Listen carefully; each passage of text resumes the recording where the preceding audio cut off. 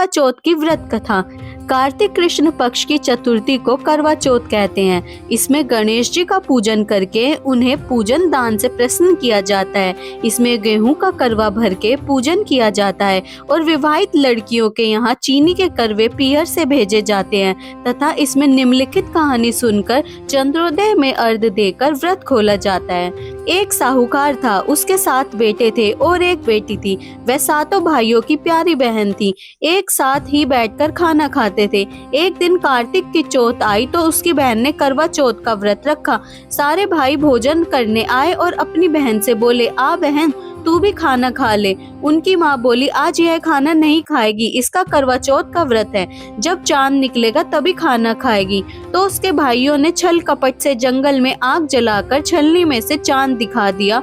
तो वह अपनी भाभियों से बोली, चलो भाभी चांद निकल आया है, अर्घ दे लो। तो उसकी भाभी बोली, ये तो तेरा चांद निकला है, हमारा तो रात को निकलेगा। यह सुनकर भाइयों के कहने से उसने चांद को अर्घ दे दिया और खाने बैठ गई। पहला टुकड़ा तोड़ा ही था कि बाल निकला, दूसरा टुकड़ा तोड़ा छींक मारी, तीसरा टुकड़ा तोड़ा तो राजा के घर से बुलावा आ गया कि राजा का लड़का बीमार है, जल्दी भेजो। माँ ने लड़की के पहनने के लिए 3 बार संदूक खोला, तीनों बार सफेद कपड़े निकले। अब उसको सफेद कपड़े पहनाकर ही ससुराल भेज दिया गया और माँ ने लड़की के पल्ले में एक सोने का सिक्का बांध दिया और बोली, रास्ते में जो भी मिले सबके पैर पड़ती जाइयो, जो तुझे सुहाग की आशीष दे उसे सोने का सिक्का दे देना और पल्ले को गांठ लगा लेना। अब उसे रास्ते में जो भी मिला सबके पैर पड़ी, पर किसी ने भी सुहाग की आशीष नहीं दी। अब वह ससुराल में गई तो दरवाजे पर छोटी ननंद खड़ी थी। वह उसके पैर पड़ी तो ननंद बोली, सीली हो सपूती हो, 7 बेटों की माँ हो, मेरे भाई का सुख देख। अब उसने सोने का सिक्का ननंद को देकर पल्ले को गांठ मार ली। उसके बाद वह अंदर आई, आकर देखा कि उसका पति मरा पड़ा है।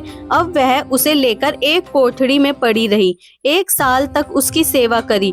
उसकी सास बांदी के हाथ बची कुची रोटी भेज देती। इस प्रकार उसे अपने पति की सेवा करते करते 1 साल हो गया।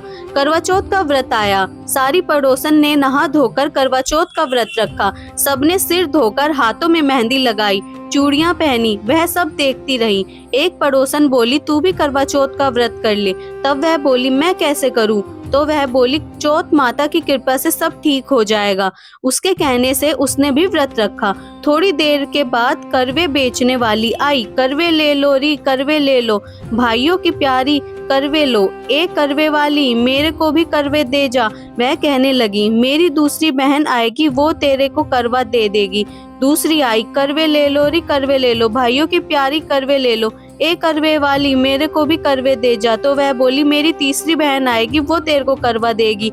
इस तरह 5 बहन आकर चली गई, पर किसी ने भी करवे नहीं दिए। फिर छठी बहन आई और बोली, मेरी 7वीं बहन आएगी, तुझे करवे देगी, बस तू सारे रास्ते में कांटे बिछाकर रख देना। जब वह खूब चिल्लाती आएगी तो उसके पैर में कांटा चुभ जाएगा, तब तू सुई लेकर बैठ जाना और उसके पैर पकड़कर छोड़ना मत और उसके पैर के कांटे निकाल देना, तो वह तेरे को आशीर्वाद देगी।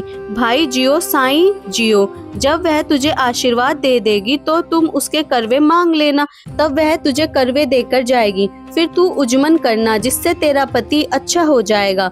अब उसने वैसा ही किया। सारे रास्ते में कांटे बिछा दिए। जब वो करवे लेकर खूब चिल्लाती हुई आई तो उसके पैर में कांटा चुभ गया। उसने उसका पैर पकड़कर छोड़ा नहीं और उसके कांटे निकाल दिए।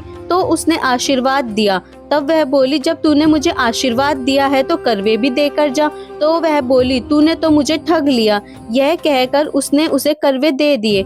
अब करवे लेकर उसने उजमन की तैयारी की, व्रत रखा। राजा का लड़का ठीक हो गया और बोला, मैं बहुत सोया। वह बोली, सोए नहीं, 12 महीने हो गए तेरी सेवा करते करते।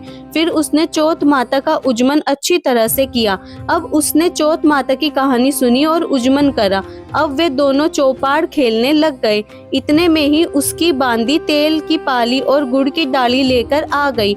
दोनों को खेलता देखकर सासू से जाकर बोली, महलों में खूब रौनक है, तेरी बहू चौपाड़ सार खेल रही है। इतना सुनकर सासू देखने को गई। दोनों को देखकर बहुत खुश हो गई। बहू ने सासू के पैर दबाए और सासू बोली, बहू सच सच बता, तूने क्या किया? उसने सारा हाल अपनी सासू माँ को बताया। तो राजा ने सारे शहर में ढिंढोरा पिटवाया कि अपने पति की जीवन सुरक्षा के लिए सब बहनें करवा चौथ का व्रत रखें। पहले करवे को पहले अपने पीहर में जाकर उज्जमन करें। हे चौथ माता, जैसे राजा के लड़के को जीवन दान दिया वैसे सब किसी को देना। कहानी सुनते समय कटोरी में चावल ले। चांद को अर्घ देते समय ऐसे 7 बार बोले, चंद्रा ए चंद्रावलिए चंदा आए बार में, उठ सुहागन अर्घ दे मैं बैठी थी बाट में। काहे का तेरा कंडला काहे का तेरा हार, सोने का मेरा कंडला जगत मोतियन का हार। कहाँ बसे तेरा पेवड़ा कहाँ बसे ससुराल, आम तले मेरा पेवड़ा नीम तले ससुराल। चंदा ए चंद्रवलिया चंदा आए बार में। उज्जमन करने के लिए थाली में 13 जगह 4-4 पूड़ी और थोड़ा सा सीरा रख ले। उसके ऊपर एक साड़ी, ब्लाउज और रुपए जितना चाहे रख ले। उस थाली में चारों ओर रोली चावल से हाथ फेर कर अपनी सासू जी की पांव लगाकर उन्हें दे देवे। उसके बाद 13 ब्राह्मण को भोजन करावे और दक्षिणा देकर तथा बिंदी लगाकर उन्हें विदा करे।